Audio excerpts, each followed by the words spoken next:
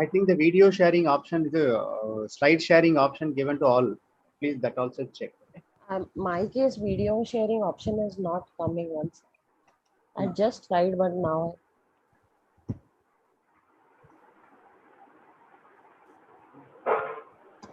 It can give rights to everyone for sharing. Chetan? Yes, I already give the rights to everyone. Ashish Yeah. आशीष मी तुला file पाठवते एक बघ ना share होते का कारण माझ्या ह्याच्यात स्क्रीन शेअरचा ऑप्शन नाही येते Okay. चॅट मध्ये घातलंय बघ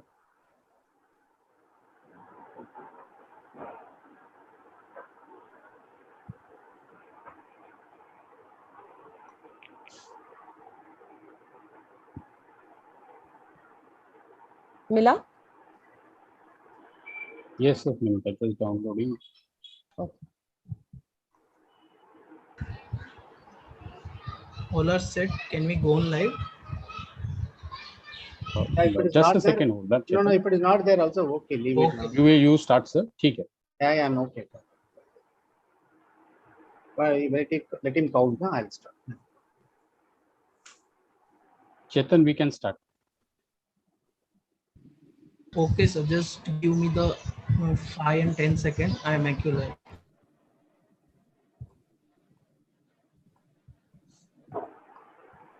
I have my CV too, in case you want, Namita. I've opened it out. No, ma'am, we have. Ma'am, we have put it in the presentation, not an issue. Yes, we are live now. Over to you. Yes. Good evening to all. I wholeheartedly welcome you all for this meeting, important meeting. Linux Derma Science is organizing this program, and today we have eminent personalities from all over India in dermatology. The Linux as a company is a 15-year-old in India, and dermatology we are just launching, and we have 1,000 distribution network all over India. Thereby, the products we made it available across India. There are good products available in this Derma Science now, and we have 180 people working all over India.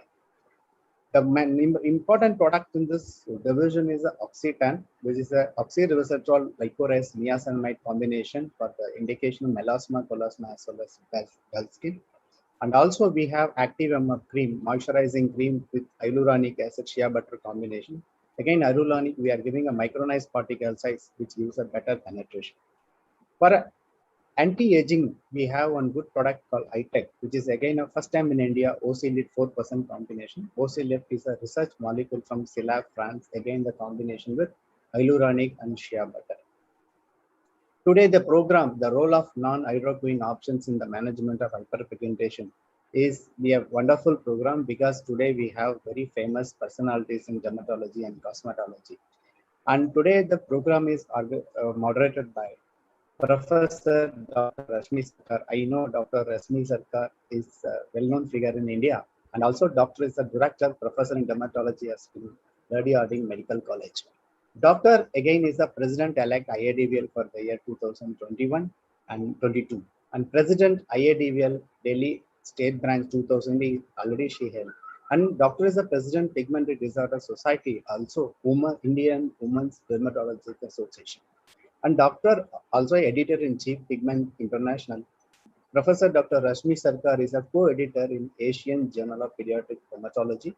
Also, Doctor is having an international position also. Vice President of International Society of Dermatology, Chairman International Mentorship Committee, as well as Doctor is a Board of Directors in Asian Society of Pediatric Dermatology, Women's Dermatology Society in 2011 to 14, again 17 and 18. And Skin of Color Society 2012 to 15. And Dr. Rashmi Sarkar also got awards and oration many times, particularly Dr. B.M. Ambidi Oration Award in 2019, Dr. K.C. Kandari Award in IADVL Delhi State Branch in 2020. Doctor also got award from Economic Times, the Inspiring Dermatologist in India 2019. Doctor also received very good award from AAD. This is member in making a difference in the dermatology society in 2014 as well as in 2015. So today the program, other speakers are there. I'll leave the guys to Madam Rashmi Sarkar. Madam will take it over. Thank you, Madam. Over to you. Yeah, thank you so much, Mr. Venkat, for that nice introduction. Good evening, everyone, and it's a pleasure to be here also discussing common problems today. So, without much ado, this session is about non-hydroquinone preparations which are used in hyperpigmentation, and we have a very eminent panel today. So, I'm going to introduce the panelists.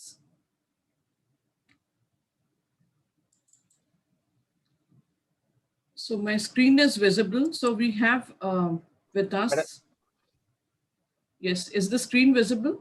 Yes, Madam. Yeah. So the speaker for today is Dr. Sanjeev Gulati, who's a senior consultant dermatologist in Delhi for about 23 years, post-MD. He'd been the best outgoing postgraduate in Jipmer, Pondicherry, and won many distinctions at MBBS level. He's a life member of IITville, also South Delhi branch of the Indian Medical Association, Pigmentary Disorder Society, Face Aesthetic Dermatologic Society. He's an approved aesthetic medicine trainer for the Apollo MedVarsity Hyderabad Fellowship in the aesthetic medicine program from 2015 to 18. He's also been a part of the Kaya Skin Clinic Advisory. As a senior dermatologist, he's chaired, moderated, and been a panelist at many national, regional, and international level scientific discussion on dermatology and aesthetic medicine, and has won a couple of awards at Best Presenter and Speaker. The next panelist today is Dr. Maya Vedamurthy, and I think ma'am does not really need an introduction, but nevertheless, she's a consultant dermatologist at RSP Skin and Laser Center, Chennai, and also at Apollo Hospitals, Chennai. She's received many honors and achievements like several Best Paper Awards. And she's also got the Professor Thambaya's Gold Medal for the highest marks in university in 1988. She's got the Lifetime Achievement Award of the Sezikar Sangam 2010 and Best Doctor Award, Dr. MGR Medical University, Chennai 2012. Several orations like Professor Thambaya's oration, Professor Ratnavel's oration, Professor Murugunandam's IMA oration, and the IITville's topic oration 2021. She conducts a one-year fellowship course in aesthetic dermatology affiliated to Dr. MGR Medical University and is the president Tamil Nadu IITville 2020 to 21, besides, of course, authoring several publications. So welcome to Dr. Gulati and Dr. Maya Vedamurthy to the session. The next esteemed panelist is Dr. Anil Ganju. Of course, even he doesn't need an introduction, but he's a senior consultant dermatologist and laser surgeon. He's a recipient of the prestigious Dr. Sardari Lal Memorial Lifetime Achievement Award by the IITville Delhi State Branch. He's also got the Economic Times Inspiring Dermatologist Award of 2019, the DAS Dermatologist of the Year 2018, and IITville President's Appreciation Award 2017. He heads the departments of dermatology in several prestigious Delhi institutes, has been President SARC AD, past Vice President IITville National, and past President IITville DSB. He's also been the Scientific Chair Aesthetics. He's a reviewer of the ACSI Journal. Dr. Jyotsna Dio is a consultant dermatologist at Cutis Skin and Laser Center, Nerul, Navi Mumbai. She's been in private practice for the last 20 years, conducted workshops on botulinum toxin, dermal fillers, and PRP, and is a trainer for Allergan. She's received the Professor D.K. Gupta Award for Best Paper at IITville Bangalore 2000 and L.M. Jhaveri Award for standing first in DDB 1998. She's authored a few chapters, and one of them is in the textbook of cosmetic dermatology. So that is my panel today. And over to you now. We are very eager to hear, the talk today, which is going to be by Dr. Sanjeev Gulati. So I'd like to invite him. I'd also like to give a word of appreciation to Linux, Pharma, because they have organized this very interesting and program which is going to be really of use to the practicing dermatologist. Over to you, Dr. Sanjeev Gulati. Thank you so much, Dr. Rashmi Sarkar, ma'am, for that wonderful introduction. And of course, thanks to Linus Dermacare. I'll just share my presentation. And of course, our esteemed panel, which have joined from all over the country.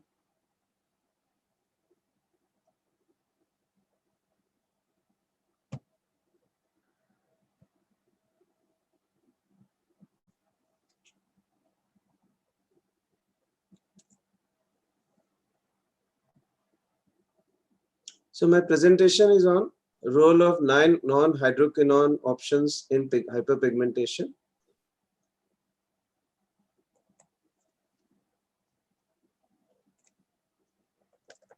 Just a minute.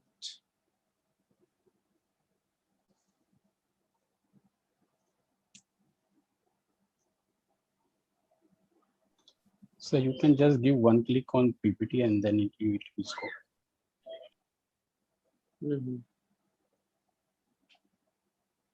It's not actually playing. Sir, once stop the share and share it again. Okay.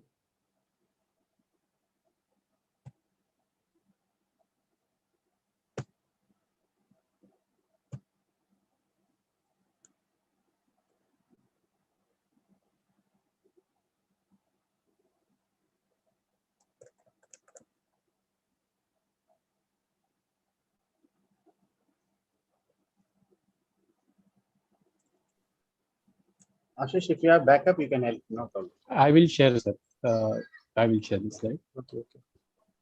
Should I stop sharing? Yes, sir. You can stop sharing. Okay, you play from your end. Some issue with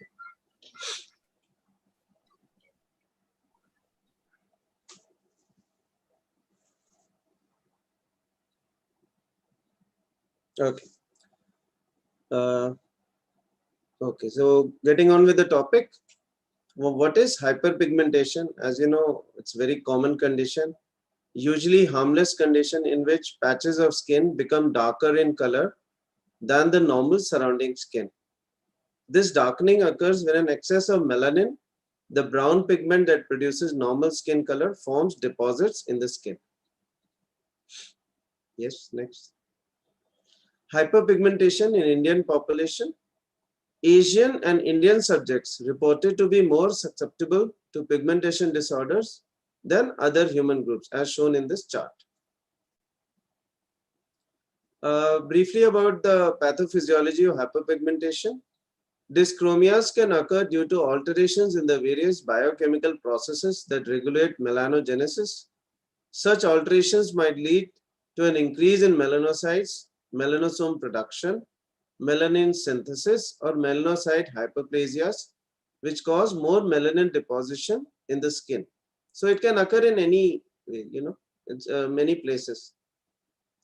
Pigmentation depends on the amount of melanins, their quality, and relative composition between eumelanin, which leads to brown or black pigment, and pheomelanin, leading to yellow and reddish pigment. A direct correlation has been observed between the geographical distribution of UV radiation and skin pigmentation worldwide. So there's a lot of correlation. Dark skin populations closer to the equator, as these areas receive high amounts of UVB radiation, and light-skinned populations far from the tropics and closer to the poles, which receive low-intensity UVB radiance. Next, yeah.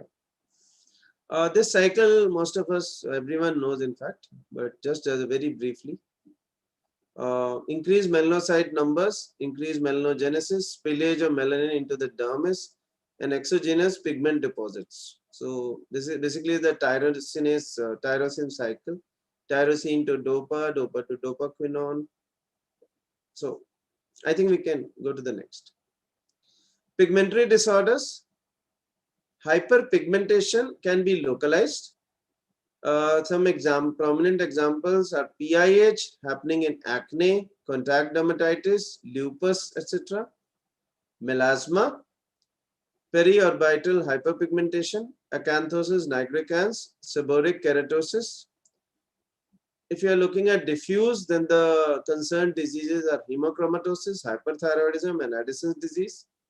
Drugs include tetracyclines, amiodarone, trimethoprim, quinine, gold, mercury, and bismuth.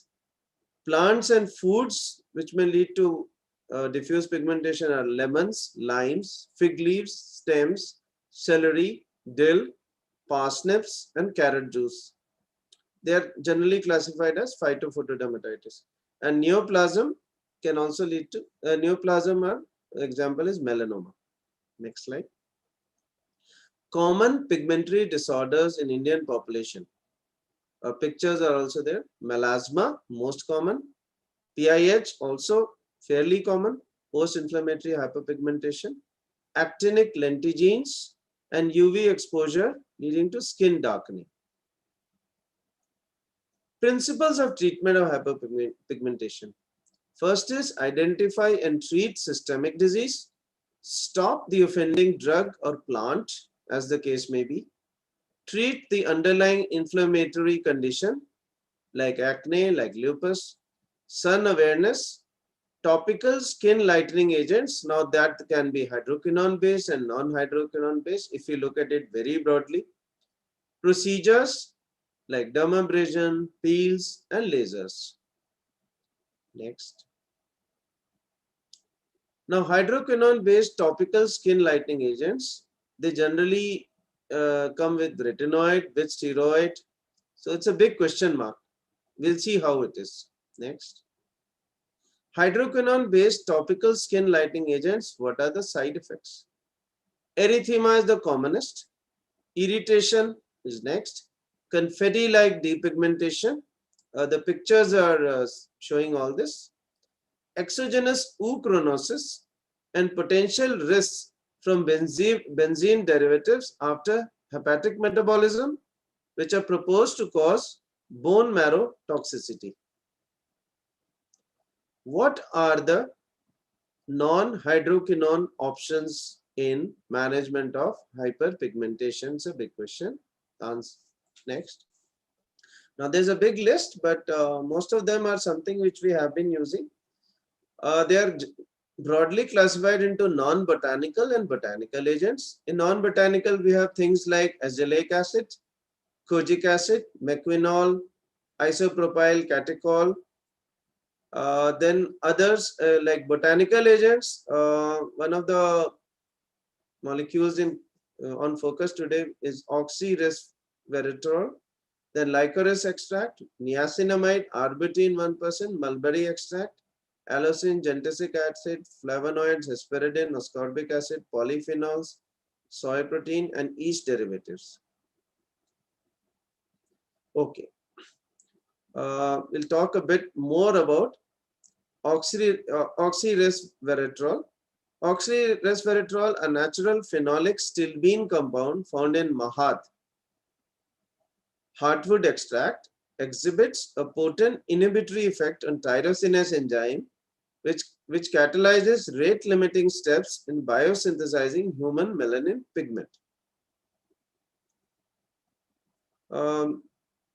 Intracellular melanin in B16F1 melanoma cell lines were treated with various concentration of oxyresveratrol over a period of 9 days, and melanocyte-inducing hormone MSH was used to induce melanin in cell lines.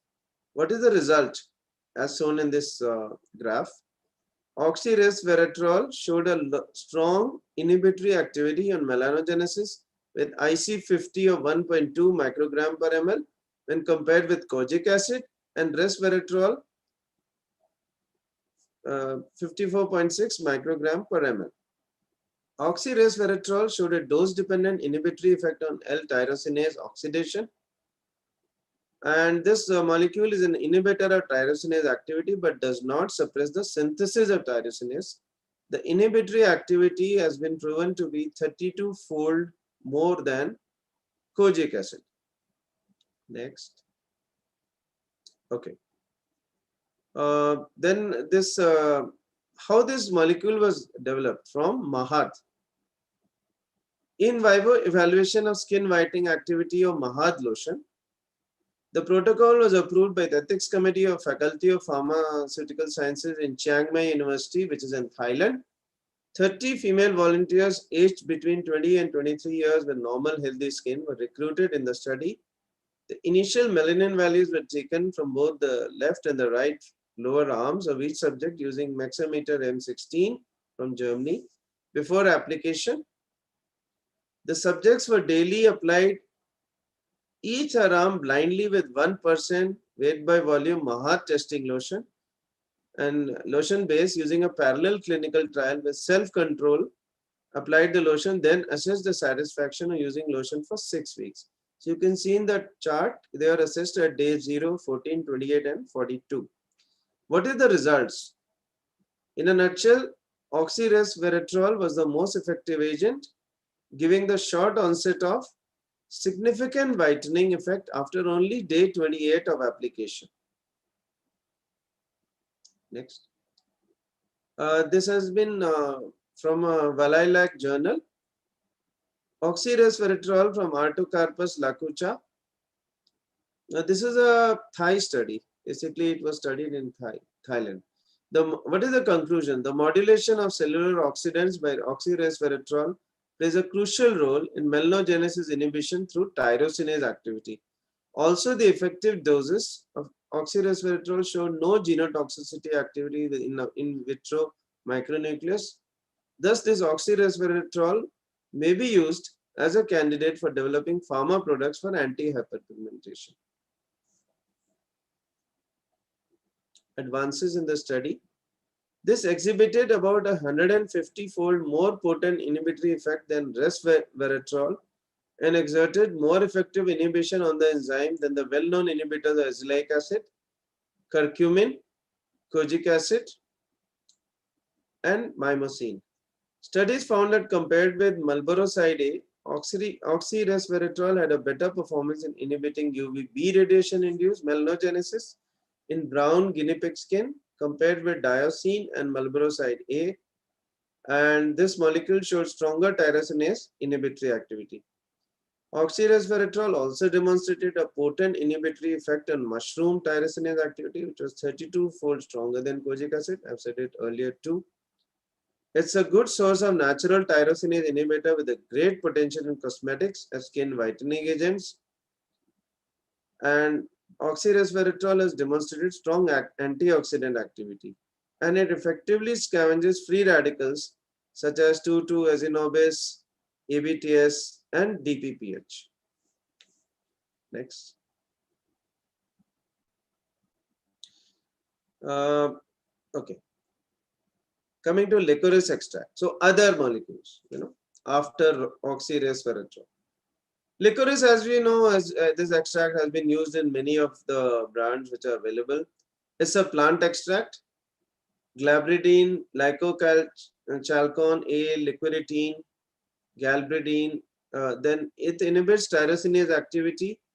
Liquiditine causes depigmentation by causing melanin dispersion, and dosage is 1 mg per day in melasma and extensively used in cosmetic products. The study about it, summary of the clinical studies evaluating the efficacy of natural ingredients and hyperpigmenting agents. This is about the licorice extracts and various level of evidences and pigmentation disorders where they are used is in melasma, UV ray induced hyperpigmentation, melasma. Okay, I think we can go to the next. Okay, coming to another important and widely used product, a molecule called niacinamide. It's a derivative of niacin, which you all know as vitamin B3. Niacinamide reduces pigmentation by reversibly preventing the transfer of melanosomes from melanocytes to the keratinocytes. And the scientist Hakozaki et al. Showed that niacinamide decreases hyperpigmentation compared with vehicle alone after 4 weeks of use. And by enhancing percutaneous absorption, its efficacy was doubled by low frequency sonophoresis. Next. This is the summary of the clinical study evaluating the efficacy of natural ingredients. Basically, niacinamide with combinations, and where all it is used, irregular facial hyperpigmentation, axillary hyperpigmentation, PIH. Next slide.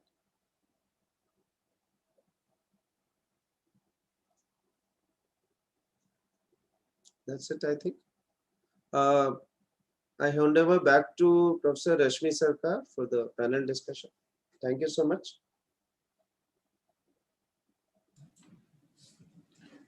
So thank you so much, Dr. Gulati. I think you've given a succinct view of some of the non-hydroquinone agents, I should say non-hydroquinone, non-steroidal agents that we use in hyperpigmentation. So we are going to take it up, from there, because we know that what we have, one of the best options we have is always hydroquinone and the triple combination therapy with fluocinolone acetonide, which has always been a game changer and still remains a game changer, no matter how good the compounds that we have. So with that, we're going to take up a couple of questions from the esteemed panelists, and we'll take a few questions also from the house. So, are you able to see my screen? Yes. Are you? Yes, you can see my screen. So,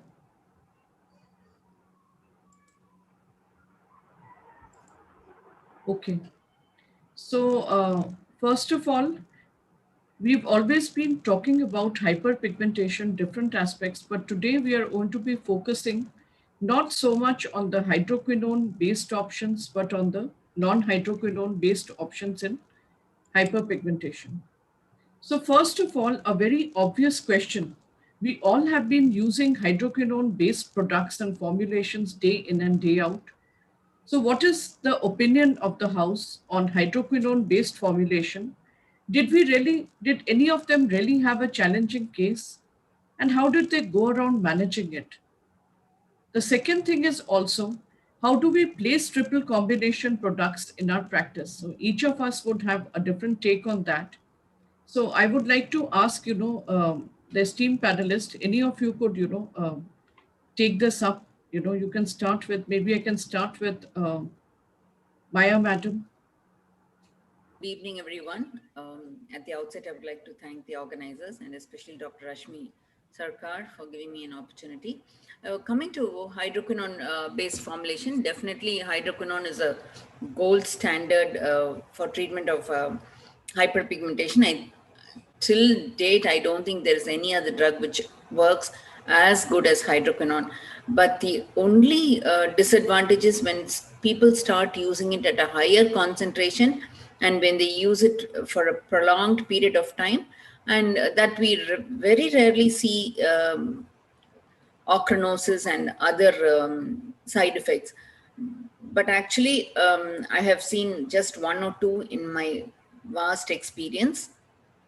So I still feel it's a relatively safe and effective molecule.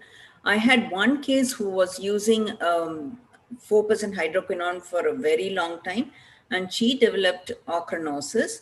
And even then, she was not willing to blame the drug because she was literally addicted to it. So, and of course, we had to do a biopsy counselor and start treating her for ochronosis and make her realize that she cannot go back to hydroquinone alone.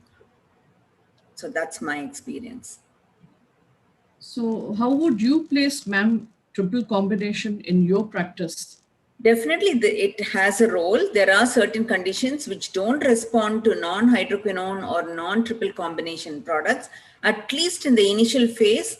For resistant cases of hyperpigmentation, triple combination is effective, but then triple combination creates more havoc than hydroquinone alone because the steroid component in the triple combination seems to be the culprit. And I also feel sometimes the irritation which comes with the triple combination is because of tretinoin, and very rarely it's due to hydroquinone. And definitely, yes, it does play a role in hyperpigmentation. Of course, its role is limited. It has to be used for a shorter period of time. and patients cannot be encouraged to use this medicine on their own for prolonged periods. And of course, people have been using it for long periods. It's almost given even in beauty parlors for as a skin lightening agent. It's sold by pharmacists.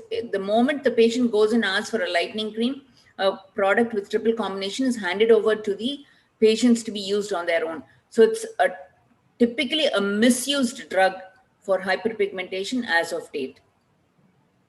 Thank you so much, ma'am. So I'll come to Dr. Ganju because I'll just ask the panelists, different sets of questions. Dr. Ganju, what is your take on this whole thing?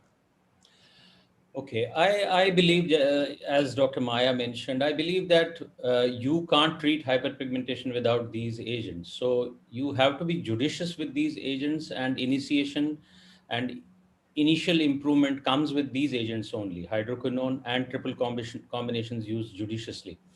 So triple combination, particularly as you mentioned, the fluocinolone Acetonide here. acetonide with tretinoin and with 4% hydroquinone combination is now proven to be relatively safe. The major problem with triple combinations in India was that many of them came in with mometasone, and mometasone, I feel, created the maximum havoc, and its use, it's still available over the counter, and that's what is causing the real problem. So judicious initiation of therapy with hydroquinone based, particularly triple combinations, given maybe on alternate nights to start with, bring the condition under control. Then I feel come in the non-hydroquinone, non-triple combination, products like Dr. Gulati talked about. So I feel they are more for maintenance, and these are more for initiation of treatment of hyperpigmentation. I think it's very nicely put across by both the panelists that, they definitely hydroquinone, as well as for that matter, even triple combination does have its own role in the management of hyperpigmentation. Initially, when this product was made, even the Pigments formula, there was a scientific rationale in making it. And I think the irritation that comes very often in skin like ours, skin, the type 4, type 5 skin, this is more due to the retinoid component than the hydroquinone component, because we are not so worried about the hydroquinone component as the tretinoin, which can cause a very mild retinoid dermatitis sometimes. Although we do have a steroid, added to it to take care of that. And whatever problems we are having, it's more to do with the retinoid component and also the topical steroid. So mometasone is totally out. I think if you have to educate patients, just tell them that anything containing mometasone, because it works like magic. And after that, there are side effects. That was the issue, that it initially works like magic and then there are side effects. So I think counseling is a very important part. But today, because we have been talking about it quite a bit, it's been there in the newspapers, there has been advocacy, the public does have some idea. One good part that I have been noticing is that it may not be huge, but it is there and it is gradually going to be much more. So advocacy is definitely something very important. So I'm going to go over to the next question, but very briefly, I'll just ask the other two panelists, regarding the place of triple combination in the therapy. Dr. Jyotsna. Good evening, everybody. I agree with you that definitely triple combination products have a very important role to play in our practice where treatment of hyperpigmentation is concerned. Personally, I don't often use it as a first line. It is usually as a last resort, though I do use hydroquinone initially because I find it very difficult to wean my patients off triple combinations. But nevertheless, where really required, I do give it. Okay. So you say that you use it secondarily. Many of us, Dr. Gulati, would you like to say? Place of triple combination. We use hydroquinone, of course, and we use triple combination also. But the challenge is to, as Dr. Ganju also said, to remove it in time and just go for a milder thing and then maintain and keep the patient happy. It's sometimes difficult in private practice because especially things like melasma, now they keep coming back, so it's very challenging. So to keep the patient motivated enough. Yeah, so maybe it's good to do it a little later because we can start with hydroquinone or some other product and reserve it up later. We have to have the reserve medicines. Although I am personally quite fond of using both triple combination and hydroquinone in different types of patients. Of course, there's a lot of counseling. I tell them from day one that this is a chronic disease, so we are going to have to treat you in some way or the other for a long period of time. In between, the lightening may not be as much as you see in the beginning. You know, there is going to be a slow lightening because once we go down with the triple combination, it's going to be definitely much less. So this is a question here, and I think even from the audience, they have been asking that if you come across a patient who has used hydroquinone base cream or triple combination extensively, what next? I think this has also been asked by one person in the audience. Yeah, this is by Dr. Vignesh Narayan. That can you please tell what to do if a patient who has experienced improvement with hydroquinone demands the same? So the word here is, you know, demand. Nowadays, you know, people demand things, and it's no longer, you know, request. The word has, you know, changed. The body language has sometimes changed to demand. So what would you do? Any one of the panelists, if you have a nice answer, you know, for this. I think triple combination is something that addicts you to it. So it has to be used very judiciously with a lot of counseling and explanation right in the beginning that what it is, what they can expect, and what are the side effects if they keep on using them. So if the patients understand and the treatment administered is under control of the dermatologist, then it can be used. Having said that, many a time patients come in and they have been using these products for years together, and then they have the side effects, they have addiction, all of that put together. These patients usually have, irritation, rosacea, thinning of the skin, etc., for which you need to taper it off as fast as possible. Try and discontinue it if possible, and if the patient can tolerate discontinuation with good moisturization, with products like calcineurin inhibitors and moisturizers that have anti-inflammatory products in them, and sunscreen. So if the patient can be without it with other anti-inflammatory agents, try to do that. If not, then maybe you will have to go to a milder steroid initially, like maybe Desovin or hydrocortisone, and then slowly taper it off the patient from it. But calcineurin inhibitors, I believe, do a very good job to help the patients to get off the steroid abuse. So in fact, we have published quite a few papers, you know, we have done on azelaic acid right from day one. I was thinking that there should be a good option. And now we have better preparations of that. Then they were also, we've even shown that plain sunscreens used properly in the right measure can also have quite a good skin lightening effect, but we have to use it properly, a measured one in the proper dose. So actually there are alternatives. The only issue is that they are slow as compared to, you know, triple combination therapy. So I think that's where the role of the dermatologist as a counselor does come in. Because in this case, it is nothing but counselor, the trust the patient has in you. That is a very important thing that is there. You know, ma'am, would you like to say anything, madam? No, I think we need to warn the patient that they will see worsening of the skin condition. They might see more hyperpigmentation, and they might have some irritation with whatever the agent that's used next. We have to probably counsel them that they are going to go through a rough period before they settle down. I think that's very important. And as Dr. Anil said, rightly said, we have to use some moisturizers and pimecrolimus, and then probably even sometimes low potent steroids to overcome this. But it is a turbulent period to get them out of this.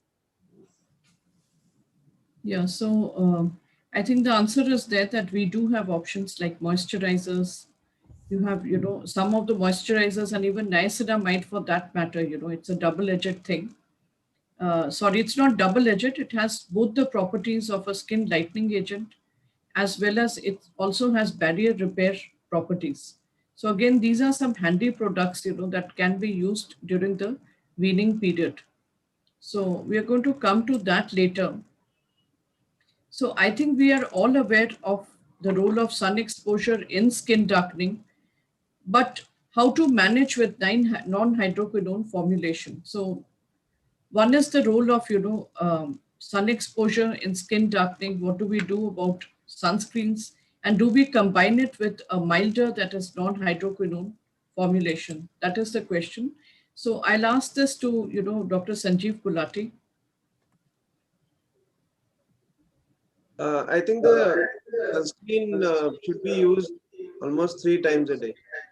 I combine it at night with a kojic acid combination, kojic acid with lactic acid, and of course antioxidants, because sun exposure definitely has a role, no? In the skin. In Asian skin anyway, we darken more. So I would like to use,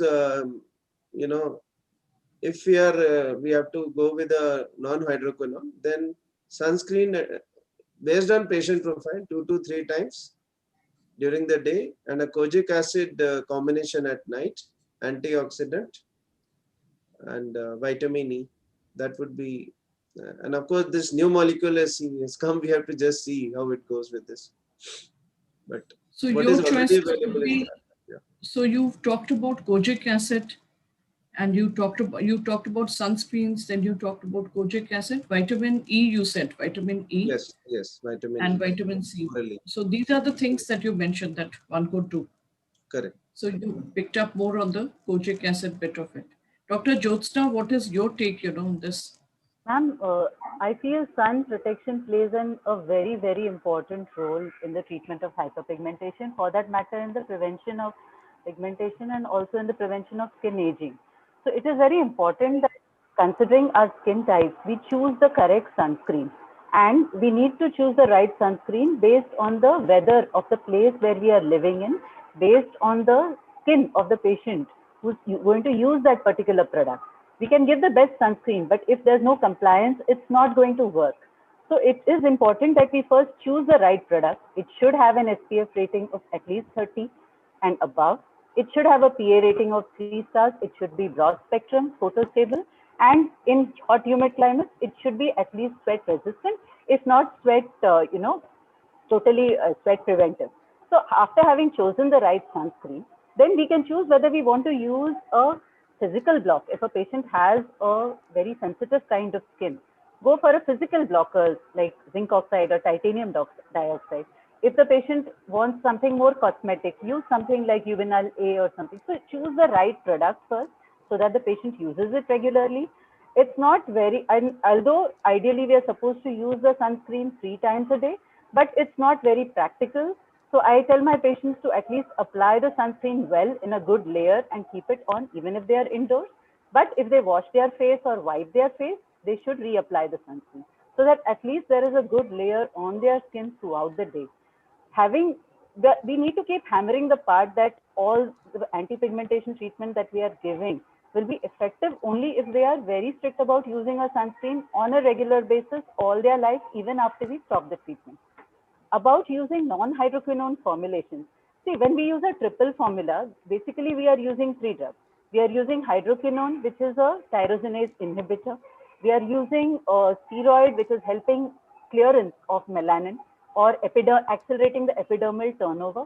And we are also using a steroid, which is helping reduce the inflammation. So when we are using a non-hydroquinone formulation, opt for a formulation which gives most of these parts, like something which is, working on reducing the tyrosinase, which is inhibiting the tyrosinase, something which is inhibiting melanosome transfer as well as something which is sort of, preventing the UV or the oxidative damage happening.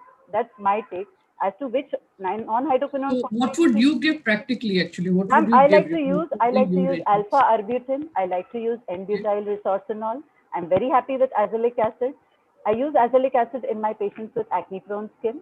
I choose the formulation based on whether it's a gel or a lotion, depending on the skin type of the patient, whether it's oily or not oily.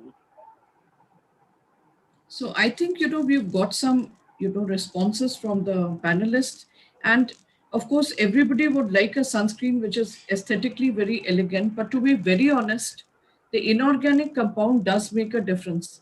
And in order for the inorganic compound, to actually have the inorganic sunscreen to have an effect, they say that even if it is visible, it is actually effective. It's the gritty particles. No matter what we say, we have a great packaging. It's the whitish color that comes that makes it, more practical. So it's a very strange kind of a dichotomy that we have, that on one hand, the particulate nature of the inorganic sunscreens makes the role. On the other hand, we want it to be cosmetically elegant. Having said that, a broad-based sunscreen containing a good balance of both the organic and inorganic. In inorganic, it's good to have either the zinc oxide, the titanium dioxide, iron oxide whenever it is available, because the role of visible light is very much around. And then one of the non-hydroquinone, we have our pick. We have a whole lot of them, which is coming, we are coming to, whether it's kojic acid, whether it is, arbutin, and whether it is vitamin C and so many other products. So that actually brings me to the next question. So what is your order of preference for non-hydroquinone skin lightening agents? And here, in fact, there's also a question from Dr. Nand Gopal Saha. Any long-term protocol for using antioxidants? Because a lot of you did mention, antioxidants. So what is the order of preference for non-hydroquinone skin lightening agents? I'll come to, Dr. Maya. See, non-hydroquinone, you mentioned my name, am I right? Yes, I did. The order of preference for non-hydroquinone skin lightening agents, I would still go with kojic acid, arbutin, niacinamide, vitamin C. These are the main products that I would use. What was your next question? You said... yeah, this was asked by the audience that, how long can you really give antioxidants? I think you can use them even compounded with sunscreens. Now we have antioxidants compounded with sunscreens, and also vitamin C. So this is how I would choose a sunscreen for pigment purposes. And as you said, again, visible light is just blocked by tinted sunscreens, and tinted sunscreens come with titanium dioxide or iron oxide. So this would be my choice for, and with vitamin C and antioxidants, this would be my choice of sunscreen when it comes to skin darkening effect. And antioxidants, I would prefer to use probably at least during the summer months, and topically, probably I could use all throughout, especially oral antioxidants, I would use during summer. Yeah, so I think there is no particular long-term protocol. You can use it for quite long if at all you're using antioxidant, but it's important to remember that they are good adjuvants, along with whatever treatment you're giving. And some of the sunscreens have these antioxidants, as Maya Madam pointed out, have added to it. You have a lot of things added to the sunscreen. So, but still I feel that it's good to use a sunscreen which works like a sunscreen and use the other antioxidants, which could be maybe an oral intake. Mostly we get combos of these antioxidants, which is there. And they're available. A lot of these OTC products actually have added, topical antioxidants and so many other things which is there. So that is the order of preference. A lot of people have said, I think, in the group that somebody likes using azelaic acid, or it is kojic acid or arbutin. I think more or less our choices remain the same somewhere, because what is available in the market are usually combos or cocktails.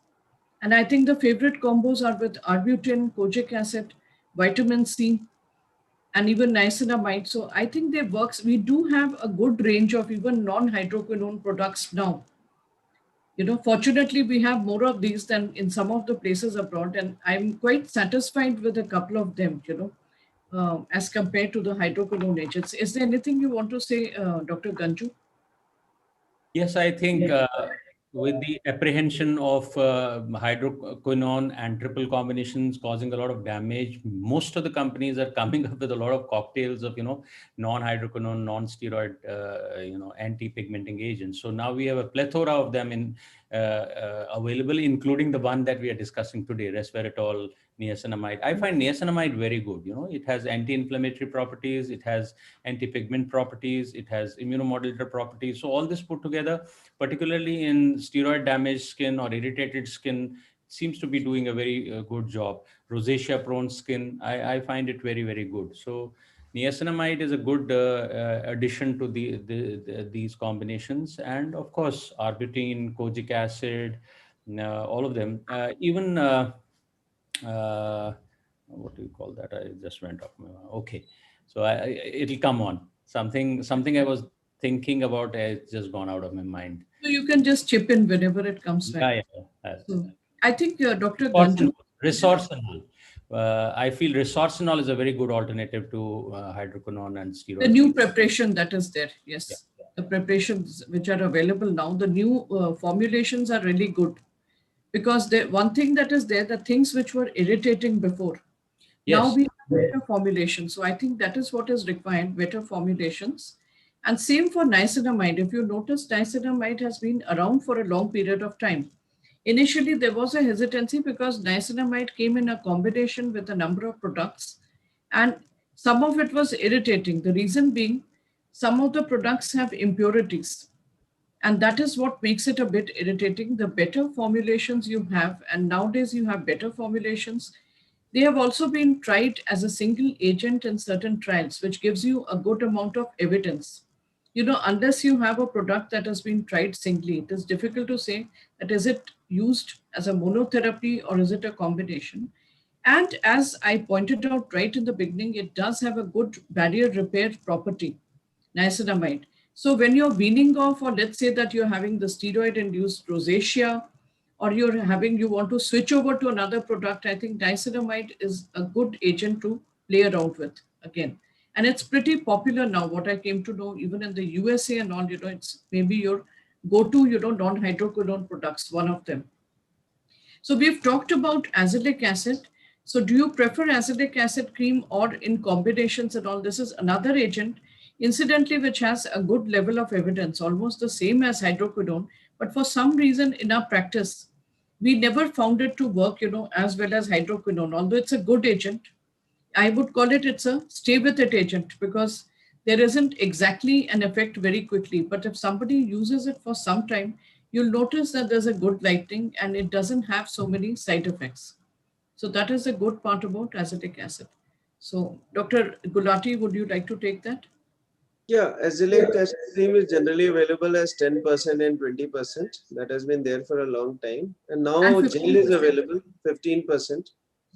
In fact, this newer gel I like, it is giving results. And I think one company had launched a very fine product, of course, I should not name for ethical reasons. That is also azelaic acid. I don't actually prefer combination. I like it azelaic acid at night and of course the other things in daytime. And as you correctly said, ma'am, that it works slowly, it takes time. But if someone is able to use it for long and they have patience and you emphasize that, it will take time and your patient trusts you, then I think the long-term safety is good. So can I make an addition on azelaic? As you mentioned, Dr. Rashmi, we in India probably are lacking proper formulations. We see literature coming from the West saying that this product is so good that has shown wonderful results. And then as we try it, we don't find it very good. And that's how we have been, having results with azelaic acid. But I feel with the evolution of the preparations available, the good preparations available now, azelaic acid is, becoming a more useful agent.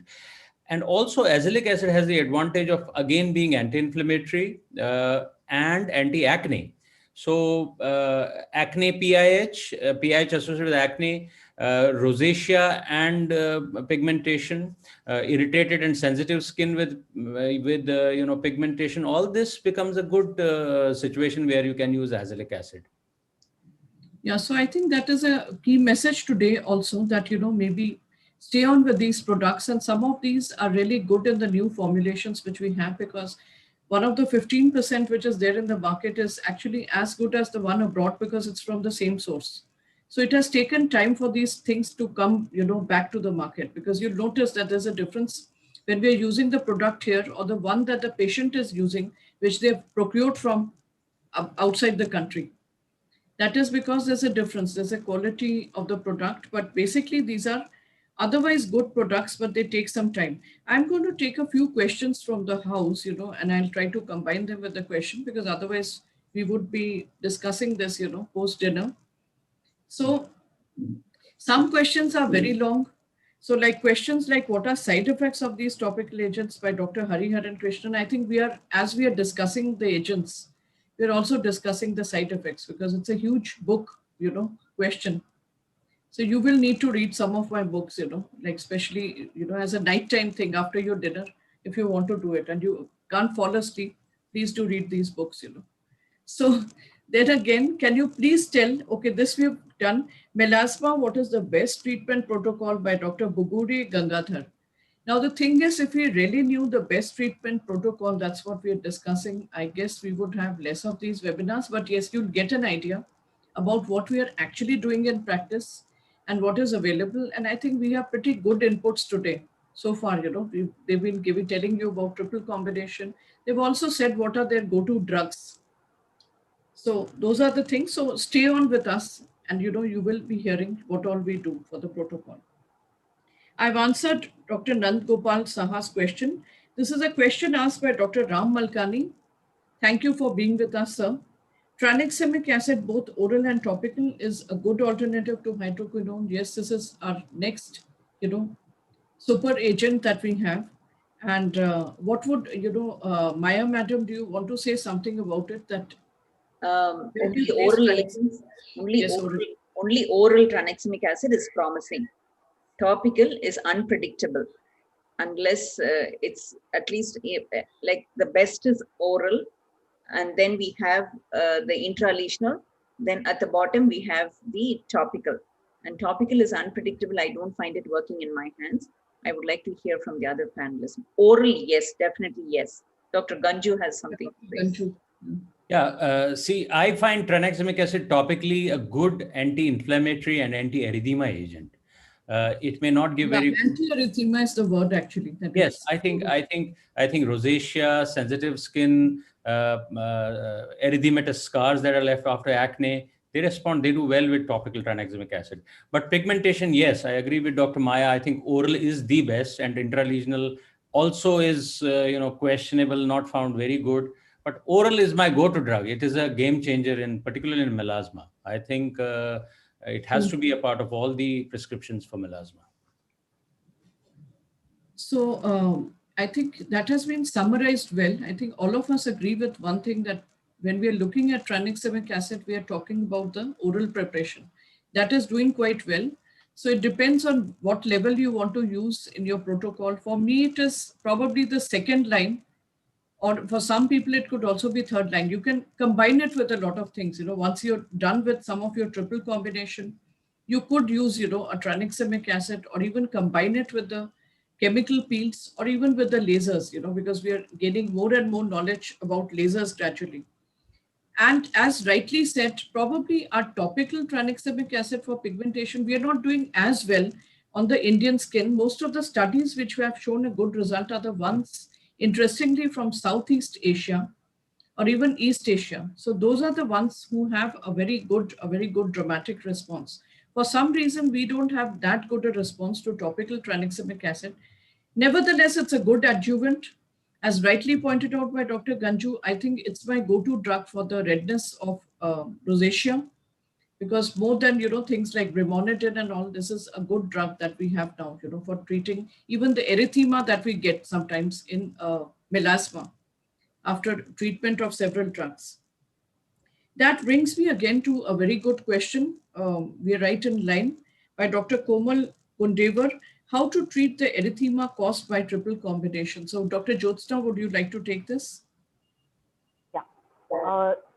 Basically, the erythema that comes with a triple combination could be either because of continuous use of the hydroquinone, or it could be due to the irritation that's happening because of the use of topical tretinoin.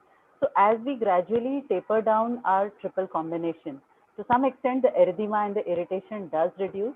And then we add tranexamic acid even in a topical form, or for that matter, there are products which contain basically soothing moisturizers, which contain colloidal oatmeal extract. They also help reduce the redness which one sees that comes with triple combination. Plus, as we are tapering the steroid, we can move on to a topical calcineurin inhibitor, and then gradually taper off the calcineurin inhibitor as well. So I guess when we're talking about calcineurin inhibitor, we must remember that when the skin is a bit irritated, we may have to go a bit slow again. Moisturizers, as rightly pointed out, things like, maybe the oatmeal something containing even the wheat germ, which is there, that can be there, and even some very good products with, which contain squalene.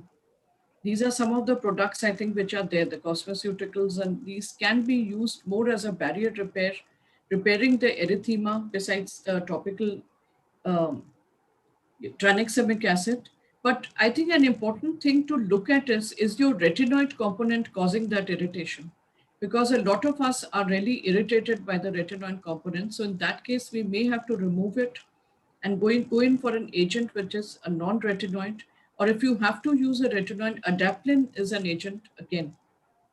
Adapalene is a good agent that is much easier to use and much milder. So that is probably another drug that can be done. So now Dr. Naveen said we have answered your question on local application of tranexamic acid any role. I think all of us have already answered that question. So we've taken it. So I'm going to ask you all, because we, are going to be nearing the end of the discussion. How and when do procedures come in your practice in managing hyperpigmentation? And when do you combine the procedures and non-hydroquinone creams? When and how? It's a long question, but just some practical tips which have to be given, because that's what is needed. It's a question by itself, huge question. Dr. Gulati? If the patient has already come after using triple combination or hydroquinone, and then there is a relapse, which is most likely it is going to happen, then I after a brief period of 2 weeks, I tell them for a peel, that we have to go for a chemical peel. Of course, if it is a melasma, we have to tell them it may not go permanently, but we have to prime them for a chemical peel. And of course start combining with a non-hydroquinone cream after, and using the sun protection and other things, antioxidant, as we have all mentioned, either azelaic combination or a kojic acid. But it all depends on what we are dealing with. But chemical peel is something which I have found useful, and patients do improve with that. Yeah, I think that's a good question. Before I give my take, I'll ask Dr. Ganju because about this, because I know that Dr. Ganju's done some really good procedures, and we've always had these debates, on procedures and medical. The thing is that both of these things are useful. They have to go hand in hand. They are, but yes, as Sanjeev said, chemical peels seem to be a better procedure to go to in patients of hyperpigmentation. But there are some forms of hyperpigmentation, where the pigment is lying deeper down in the dermis, like post-inflammatory hyperpigmentation of lichen planus, of FD, etc. That does better with lasers. But something like melasma, laser should be the last choice. Chemical peels. Third line, yes, third line. Yeah, should be the third line. And chemical peels in combination with your topicals and orals, I think do very well in most forms of hyperpigmentation, except the deeper ones where you have dermal pigmentation rather than epidermal. So if you have dermal, then probably lasers become a second line. If you have epidermal, then chemical peel becomes the second line and lasers become the third line. Lasers, you have to be extremely careful with epidermal pigmentations like melasma, etc. Where rebound hyperpigmentation is a real possibility.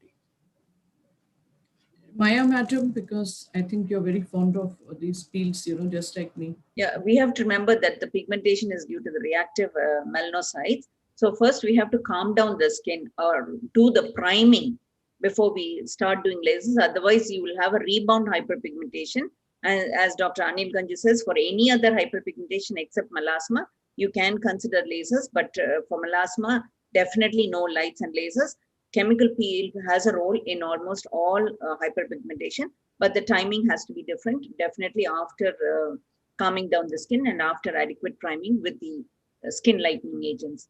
I think you have to have that in mind. So you just can't wait for all. Yeah, good point that Dr. Maya madam has pointed out that priming is important. If you have little time and the patient is cooperative, priming with a little longer time, about at least for hydroquinone, it should be 4 weeks if you can. Unless the patient is in a rush, the patient will always be in a rush. But I guess we have to counsel, because if you do that priming, it's very good, and there's a maintenance therapy also that you can do, with these agents. So I think that it has a role. Secondly, when the skin is very, very, very irritated and you're not able to give these agents, sometimes I find that that is another place where chemical peels, you can just do them. You don't have to worry so much about the side effects, because all said and done in the right hands, chemical peels have, lesser side effects, but always as a second line. And in skin which is already very irritated and you're thinking twice about giving other topicals, maybe as a stopgap arrangement, chemical peels could be given. And for dermal melasma, yes, that is perhaps where the lasers come in, but lasers are not something to be done randomly. So we have to remember that. And now we have agents also like tranexamic acid, which is acting on the deep dermal melasma, and even gradually evidence is there also on platelet-rich plasma. That is another thing that is coming. It's not an easy thing to do, but we are getting experience on that. So I'm going to come to that a little later. So of course, what as a dermatologist, what is our expectation from a non-hydroquinone based formulation? Are they really free from side effect? And so that's something that, we need to ask and all. And what would you like to say, Dr. Jyotsna, on that very briefly, because I'm also trying to take up one or two questions, just maybe one-liners I'll take, from everybody. So you can just tell us. They're not entirely free from side effects. It is just that they might be a little milder as compared to a triple combination. For example, kojic acid can cause irritation and it can cause some amount of contact dermatitis, and they may not be that effective as the hydroquinone based combination. Yeah, so that is the thing, that all of them do have some side effects, but the side effects are probably much lower than the triple combinations, mostly because there are steroid-induced side effects which we are more worried about, and maybe also due to long-term use of unregulated hydroquinone. So it's not so much of a worry here in India because we don't go beyond 4%. But the worry is in places like Africa and, interestingly, even USA, where they're using up to almost, 15% or even 20% of hydroquinone. So I think that way we are a little better off, using only a particular, role here. Now, the role of oxyresveratrol, in the management of hyperpigmentation. Dr. Gulati, have you used the product? What is your take on it? I have not yet used the product. It's still awaiting It's a new product, yes. sample from the company. So Any of the other panelists who have used or not are yet looking forward to using? Yeah. Rest of the components we have used extensively, and we find that I find that they are useful. We have used niacinamide, Yes. and I find it very useful, as I had told you earlier also, particularly not only for hyperpigmentation, but also for inflammation, sensitive skin, etc. This should be good also. Let's see. I've used it, Rashmi. This is from South India. I've used Oxytine. Definitely, there's no irritation, and it's in par with the other skin lightening agents. I've used it. Okay. I think it will be a useful product because we do need more drugs in the armamentarium. And, we need a whole lot of drugs which act at best as second line agents and maintenance therapy, because remember that pigmentation is something which is very slow to respond. So we will always be needing better formulations.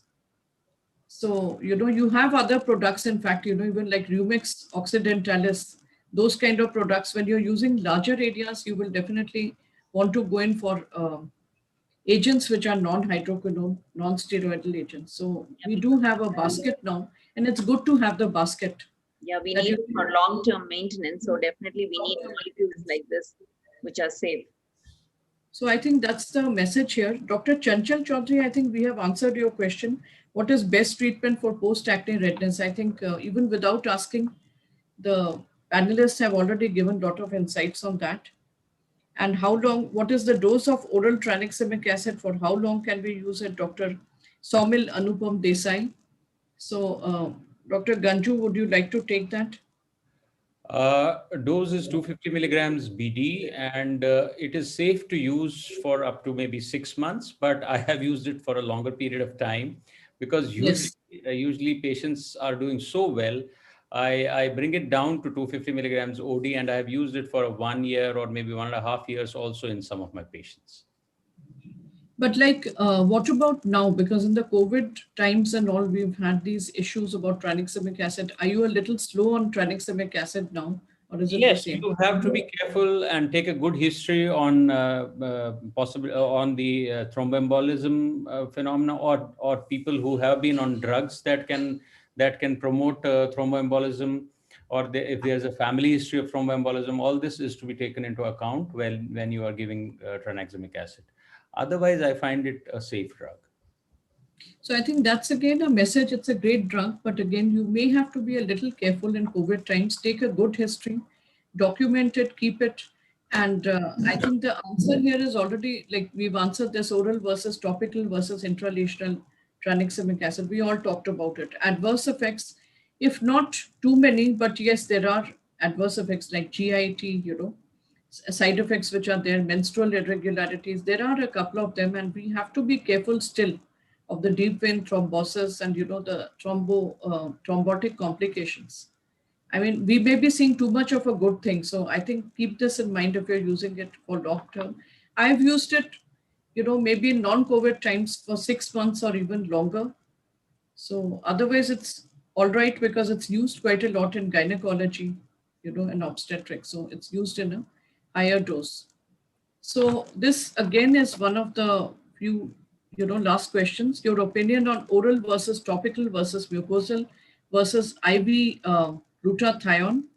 How do you counsel your patients? So Dr. Jyotsna, would you like to take that? Ma'am, personally, I don't do IV glutathione in my patients, and I tell them that this That's is a not message. approved by IODVL yet, so I'm not going to do it. Coming to oral versus topical versus mucosal, topical I don't think really works. I haven't found very good results with topical glutathione. Oral glutathione does give decent results in patients who basically have tanning, basically due to sun exposure or UV damage induced tanning. Doesn't really work in melasma. It works more in reducing the overall, hyperpigmentation in the skin. Not very effective in melasma. The absorption of mucosal, there are a few products which are sublingual and all, which the companies claim is better than oral. I haven't really been able to assess that, whether it's better or not. And I counsel them that this is, I mean, I'm not going to do it. If you want to do it, you could get it done IV, but then the effect lasts for a very short time. And I don't somehow feel ethical about doing it, so I don't do it. Okay, so I think that's a good take-home message regarding IV glutathione, which actually should not be done. It's in fact banned in places like Philippines. And of course, I think it's the oral one that is being used, but its role in melasma is very questionable. Melasma and other things, there isn't enough evidence. At best, it's just a skin lightening agent. So that is something. Definitely as a skin lightening agent, it has been used quite a lot extensively abroad also. So there is probably a role in that. And how do you counsel your patients? So Maya, madam, would you like to give a shot in that actually? It is just another oral antioxidant. The results are unpredictable. And as you said, it has to be used with a lot of caution because of the ban in several countries. Yes. I've had patients landing up at my house sometimes, they don't know. They just come straight and say that we've heard so much, about these skin lightening agents. We've come from Africa. This has really happened. And, can I get my skin all white and all? And I have shown them pictures of these models from abroad. Most of them are the African American models, who really do well, like, Naomi Campbell and all that. And I said that, look, how lovely and glowing the skin is looking. So they've said that we don't want to look like models. We just want a white skin.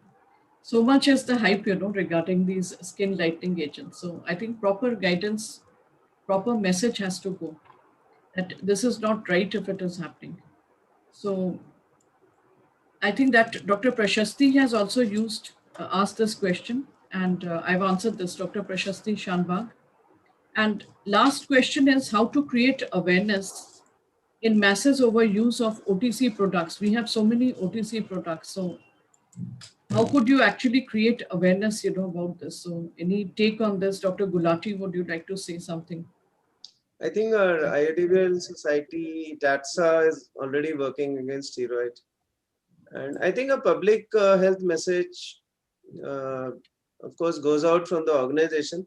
But since the patient doesn't read many a time, once they come to us, that is the time, we should be telling them that this is not good and this causes this damage. We can keep our pictures handy. In fact, in my clinic, I have kept in my laptop some pictures handy with the product specifically, which has been advertised day in, day out, and what all they are doing, and actual pictures of patients. So that works for the patient. Once you tell them that, see, this patient had come 6 months back, and I'm showing the picture, this is the damage going to do. If you continue doing this, you're going to land up in the same, and then you'll keep coming and spending unnecessary money. Then we may not be able to make you right.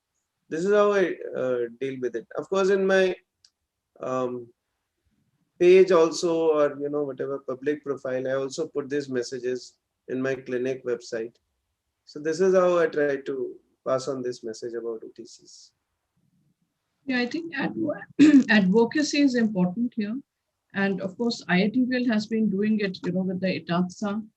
There are other, societies like Pigmentary Disorder Society does work about revel in your dark skin.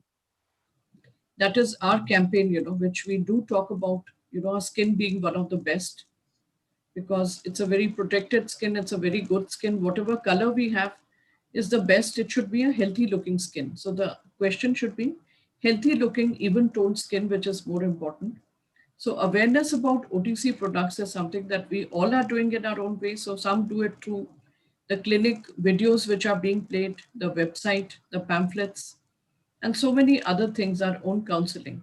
So any last word that, the panelists would like to say, starting with Maya Madam, regarding skin lightening agents? I think skin lightening is a challenging job for us, because these patients are long-term chronic cases who need counseling first before we start. And we have to emphasize on safe products, starting from the sunscreen, and warn them about the use of topical triple combinations as well as OTC products. I think that will take us a long way. Thank you, ma'am. Dr. Ganju? Yes, I think counseling the patients about the chronicity of the problem and the likely outcome that they are going to get, how long it's going to take for the effects to come, and how much they have to be on the treatment rather than go off immediately after because of the chronicity of the problem, should be a part of your treatment for these patients, and creating awareness on misuse of steroids and OTC products. Right. Thank you. Dr. Sanjeev Gulati? Yeah, we have spoken a lot of things. Basically, it's a tightrope walk, If you use a very light product, see, it all depends on, it's a very difficult for a practitioner, whether you want to retain your patient or you want to, of course, you want to be ethically correct, also being a conscious dermatologist. So sometimes we have to take tricky decisions, that how soon we wean away from hydroquinone, and if non-hydroquinone is not working, should we go to a peel? So all that has to be managed with proper counseling, and of course about the bad effects of OTC products. So it's a full-time job, and of course with the right message being given at the right time, I think we can achieve a good success in hyperpigmentation disorders. Right. Dr. Jyotsna, just a brief one-liner. If you had to tell your patients, what would you say? I'm with you through your journey to great skin. That's what I would tell my patients. Okay. That's a good, one-liner.